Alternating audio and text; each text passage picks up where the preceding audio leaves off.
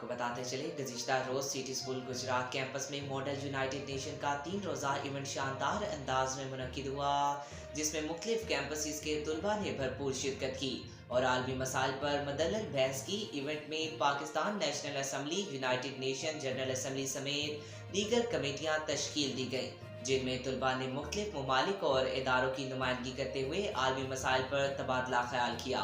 City school Jhelum campus के तलबा ने भरपूर शिरकत की और आलमी मसाइल पर बेहतरीन बहस करते हुए अपनी कायदाना सलाहियतों का मुजाहिरा किया, जबकि मुख्तलिफ कमेटियों में नुमाया कारकर्दगी दिखाकर अपनी सलाहियतों को मनवाया। पहले दिन कमेटी सेशन के बाद रात को क्वाली नाइट का एहतमाम किया गया, जिससे शुरा ने खूब लुत्फ अंदोज हुए, और दूसरे दिन सेशन के बाद शाम को डीजे नाइट का इनेकाद किया गया, जहां शुरा ने म्यूजिक और तफरीही सरगर्मियों में भरपूर हिस्सा लिया।